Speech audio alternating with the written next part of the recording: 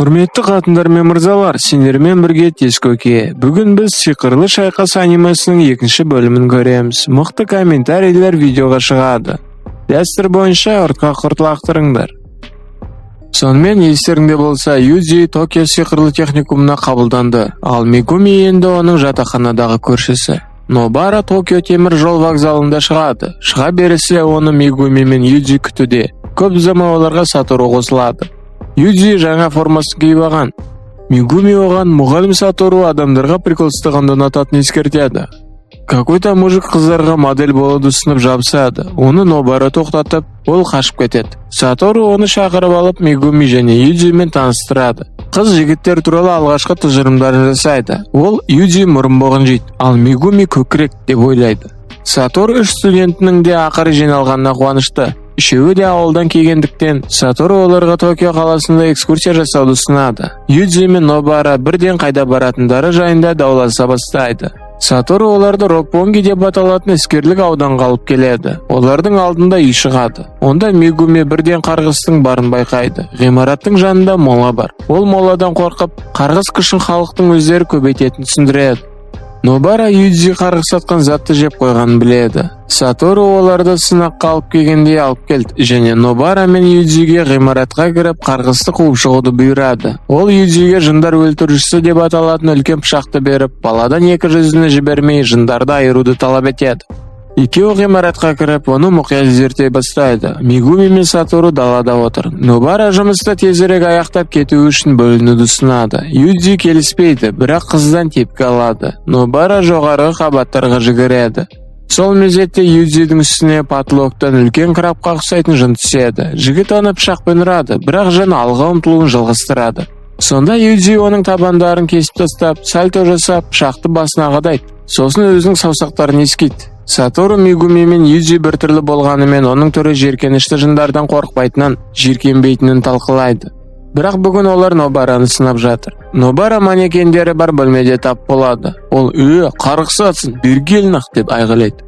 Нобара сөмкеден балға мен шегелер шығарады. Ол шегелерді сиқырмен зарядтап манекенға атады. Ол бірінші құлайды, бірақ сосын көзін ашады.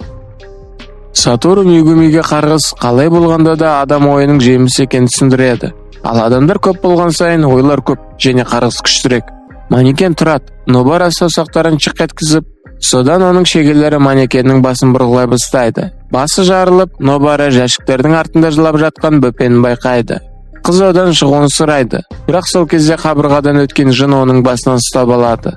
Жын баланы қалқан және заложник ретінде қолданады. Сатору қаладағы жындардың күштірек қана емес, сонымен қатар ақылдырақ және қу екенін айтады. Бала жылап жатыр, ал Нобара онымен қалай шешуді білмейді. Ол қаруын жерге лақтырып, қолдарын жоғары көтереді, бірақ жын оны тыңдамайды. Оның артындағы қабырғаны жұдырық жарып өтеді. Сонан Юзи шығып, бірден жынның қолын кесіп алып, баланы ұстайды. Жын қашуға тырысады. Нобара вуду қуыршағын қолданып, оған шеге тығады. Жын ғимараттан секіреді, бірақ ауада адырап кетеді. Өткен уақыт. Нобара бірінші сыныпта оқып жүргенде олардың ауылына Токиодан Саори есімді қыз келді. Ол өте әдемі және мейірімді еді. Бірақ жергілікті тұрғындар ол қалалық болғандықтан оны қорлайтын. Саори туралы көп жаман сөздер айтты. Соның салдарынан ата-анасы қалаға қайта көшуді шешті. Юзи Нобараға найы жасайды, өйткені ол сақ бол деп ескертті оған. Қыз шок болды. Ол Юзи жай қолымен темірбетон қабырғаны қалай сындырды деп айғайлайды. Нобара сиқырлы техникумға тек ауылдан қашып Токиоға келу үшін түскенін мойындайды. Техникум жатақхана мен тамақты толығымен қамтамасыз ететіндіктен бұл жалғыз мүмкіндік болды. Ол ауылдағы өмірін есіне алады. Ол үшін есте қалған жақсы сәттер тек Саоримен бірге өткізген сәттер. Нобара онымен бір күні Токиода кездесіп, ол көп айтқан кондитерлік дүкенге бірге баруға үміттенеді. Нобара Юзиге құтқарғаны үшін алғыс айтады. Бүкіл компания баланы үйіне шығарып салады, ал Нобара өзінің аш екенін айтып шығымданады. Сатору жүрек жалғап алуды ұсынады, ал Юзи мен Нобара қатты қуанады. Мегуми сол уақытта Тескино арнасында комментарийлер жазып жатыр. Олар жүріп келе жатқанда Мегуми оны қарғысты қууға ғимаратқа кіргізбегеніне ренжиді. Кәмелетке толмағандар колониясының үстіндегі аспанда адамдар біртүрлі құбылысты байқайды. Ауада біртүрлі қызғылт сары эмбрион ілулі тұрған секілді. Сиқырлы техникумда админнің көмекшісі болып жұмыс істейтін Киотака Идзити есімді көзілдір киген мұжық колония алдында Мегуми, Нобара және Юдзиге нұсқаулар береді. Адамдар эвакуацияланады. Айналасын полиция қоршауға алды. Тұтқындарға арналған екінші блокта қарғыс атқан жұмыртқа бар. Ақпаратқа сәйкес, онымен бірге бөлмеде 5 адам бар. Егер жұмыртқа күшті нәрсеге айналса, қалаға қауіп төнеді. Юдзи қауіптің деңгейлері туралы сұрайды. Киотака бірнеше деңгейдің бар екенін айтады. 4-ші деңгей әлсіз жындар. 1-ші деңгей күшті.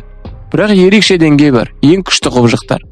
Оларға Сатору сияқты ең күшті сиқыршылар ғана қарсы тұра алады. Бірақ ол қазір іс-сапарда және орында күшті сиқыршылардың болмауына байланысты шұғыл шақыруға жедел әрекет етуге Мегуми, Нобара және Юдзи жіберілді. Киотака студенттерге арнайы деңгейдегі қарғыспен шайқасқа түспеуді бұйырады. Олардың міндеті жағдайды бағалау және мүмкін болса тірі қалғандарды құтқару. Тұтқындардың бірінің анасы ұлына не болғанын анықтау үшін полиция кордонынан өтпекші. Ол оны жауаптастырған қоқыстарды қарғайды. Киотака дуа қолданады. Бүкіл колония тосқауылмен жабылады. Ал Мегуми ақ қасқырды шақырады. Ол жақын жерде жындардың бар жоғын анықтауға көмектеседі. Үшеуі ғимаратқа кіреді. Олар шок болды, өйткені 2 қабатты ғимарат іші көп қабатты болып шықты. Олар кірген есік жоғалып кетеді, ал Нобара дүрбелеңге түсе бастайды. Мегуми оларды қасқыр иіс арқылы жол табатына сендіреді. Олар ғимарат ішінде жолын жалғастырады. Көп ұзамай олар 3 адамның мәйітін табады. Солардың бірі далада жылаған әйелдің ұлы. Юдзи анасының ұлының денесін қайтару керек екеніне сенімді, бірақ Мегуми оны артқа тартады. Өйткені тағы 2 адам табу керек. Ол мәйітке уақыт жұмсамауды талап етеді. Бәрібір оған көмектесе алмайсың уж. Юдзи дауласады, бірақ Мегуми оған іс материалдарын алдын ала оқымаған үшін ұрсады. Әлгі мәйіт Тадаши мас күйінде көлік жүргізіп, оқушы қызды өлтірген үшін түрмеде отқан. Юдзи мен Мегуми қатты дауласып, оларды Нобара ажыратады. Кенет ол жерге түсіп кетеді. Олар жынның ақ қасқырды өлтірген байқамай қалды. Мегуми қашу керек деп айғайлайды, бірақ олардың қасында қарғыс атқан жын тұр. 2 апаттан қорыққаннан қатып қалады. Юдзи қалтырап, пышақпен соққы жасайды. Жын Юдзидің қолын білегінен кесіп, пышақты сындырады. Нобара терезелермен есігі жоқ қараңғы бөлмеде тап болады. Оны жындар қоршап алған. Юдзи қолын белдікпен қысып, 2 жүзіні көмекке шақырады. Сукунаның аузы оның бетіне шығады. Ол оның жаны қалған 18 саусақта бәрібір өмір сүретін алға тартады. Ал егер Сукуна Юдзидің денесін басып алса, ол алдымен Мегумиді, сосын Нобараны өлтіреді. Жын өзінің мощный күшін көрсетіп мақтанып аузымен атады. Юдзи Мегумиге Нобараны тауып ғимараттан қаш деп айғайлайды. Олар сыртта болғанда ол Сукунаға айналады. Мегуми түрме дәліздері арқылы Нобараны іздеуде. Ол көмекке қара қасқырды шақырады. Нобара бір топ жындарды өлтірді. Ода соңғы бір шегесі қалды. Жын көңіл көтеріп жатқанда Юдзи уақытты созады. Бала қабырғаны бұзып ұшып кетеді. Жын оған жалын атып, Юдзидің қолындағы саусақтары күйіп кетеді. Ол шыдап, басында соңғы оқиғаларды айналдырады. Басқа бір жын Нобараны жұтпақшы. Мегуми оны құтқару үшін жылан мен бақаны шақырады. Юдзи орнынан тұрып, әлсіздігі үшін өзін кінәлайды. Ол өлгісі келмей жылайды. Әлде адамдардың сөздерімен соңғы оқиғаларды еске түсіреді. Юдзи разгон алып, бар күшімен жынды ұрады. Бірақ ол жұдырықты алақанымен оңай ұстайды. Юдзи қасқырдың ұлғанын естиді. Бұл Мегуми мен Нобараның шыққаны туралы сигнал. Юдзидің бетінде қарғыс белгілері пайда болады. 2 жүзді Юдзидің оны сыйламайтынын ашуланып, оған зиян тигізудің жолын ойлап жүр. Ол жынмен бірге сыртқа шыққалы жатыр. Саусақтар жазылады, ал кесілген қол жаңа қолы болып өседі. Артынан жын оған шабуыл жасайды. Сонда 2 жүзді басын жерге қадап, аяғымен таптайды. Еден түсіп кетеді. Ұшып бара жатқанда 2 жүзді жынның қолын жұлып алып күледі. Киотака Нобараны ауруханаға апару үшін көлікке пихат етеді.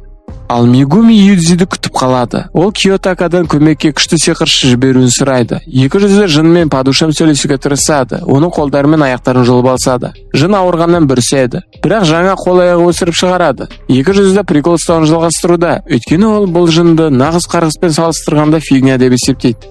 2 жүзді зұлымдық моласы дуасын жасап, жынды көптеген ұсақ бөліктерге бөледі. 2 жүзді оның кеудесінен саусақтарының бірін шығарады. Жынның қалдықтары жанып жатыр. Ал 2 жүзді Юдзи оны басып, денені бақылауға алуын күтуде. Бұл болмай жатыр. Солай достар, егер сендерге біздің видеоларымыз ұнаса, лайктар қойып, комментарий жазыңдар. Қазақша контентті қолдаңдар. Көргендеріңе рахмет.